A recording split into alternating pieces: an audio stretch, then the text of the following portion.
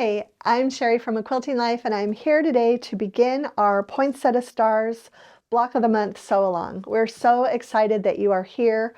We are sorry for the delay in starting. I did get quite a few emails. We initially planned for this sew-along to start about mid-June, but the fabric did not even start shipping until mid-June.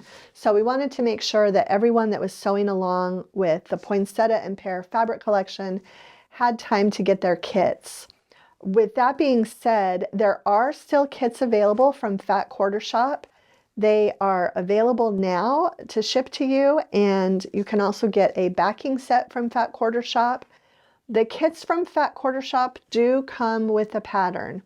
I can't speak for anything else that's out there, but if you purchase from Fat Quarter Shop, we worked with them to include the pattern in their kits.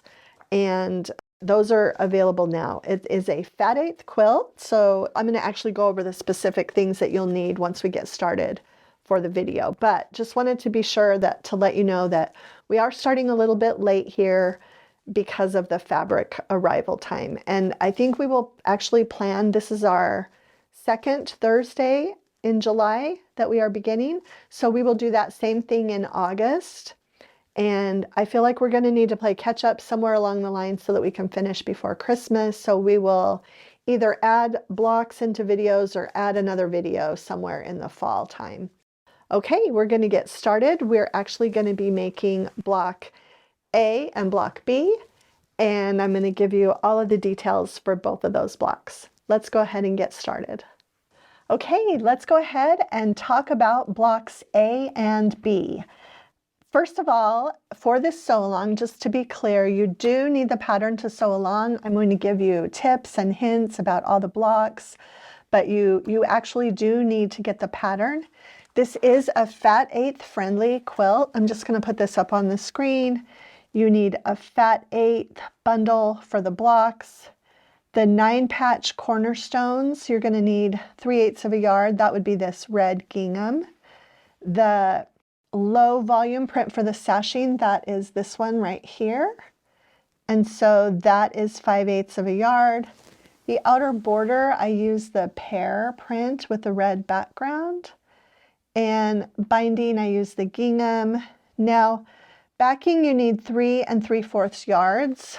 That is for 44-inch wide fabric and for 60-inch wide fabric. We do have the cheater print that is 60 inches wide, and I did use that for my backing, but you still need the same amount. Unfortunately, it's not wide enough to where it can save you any on the backing. So if you want to have this look, it will cost you a little bit more, but on the flip side, your leftover fabrics you can use to back a table runner or pillows or a lot of good things. So you will have a little bit left over if you do the 60-inch wide, but the yardage is 3 3/4 for 44-inch wide or for 60-inch wide. For today, block A and block B. Block B is a lot more simple than block A, so I'm actually going to talk about block B first, and then we'll talk about block A. So I'm going to kind of slide this over. And so we've got block B here. Actually, I'm going to show it right here so that the camera can get a good angle. So I used 4 different prints for this block plus background. I used the large floral with the green background. I used the stripe in red. I used the pink flowers with the dots. And then this actually has a little triple flower with some pink polka dots. So those are the prints that I used, and this block is really simple to make. It's 4 easy corner triangles, and this one is just a square.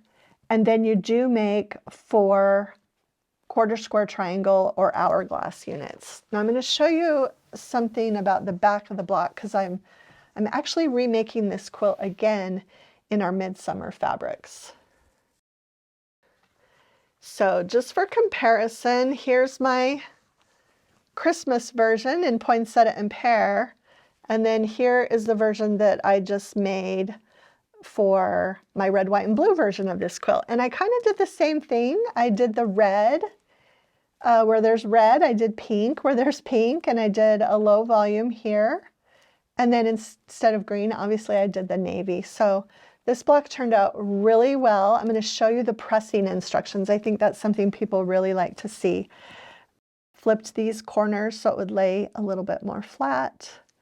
And then very simple pressing. These little half square triangles are left over from making these units.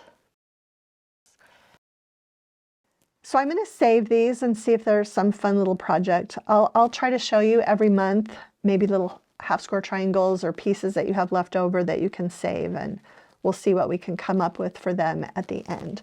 But yeah, not a lot to share with this. One note, you do cut your squares twice on the diagonal into triangles to make these. And they are actually going to come out a little bit bigger than you need them to, so you will trim them down according to the pattern directions. So just make sure that you do that trimming after you have made those quarter square triangle units. Okay, I'm going to talk more now about this block, because this block looks a little scary, but it's actually really not. Okay, let's talk about this one. Center unit, I'm just going to show you, is a simple sawtooth star in the center. The pieces are a little bit smaller, so if you want to, you could size everything up and use a special tool. I did use a block lock ruler to get these exact, so they are trimmed down to the perfect size. If that's not a problem for you, go ahead and just follow the pattern directions and sew carefully. It's not too small of a center block, so I still feel like this is a very confident beginner project. We've got the 4 squares for the outer corners. Those are going to be your F pieces. And again, these alpha clippies, with some of these blocks that have a lot of different fabrics and a lot of different pieces, these are really useful. When I did my cutting, I kept everything clipped together according to letters in the quilt pattern.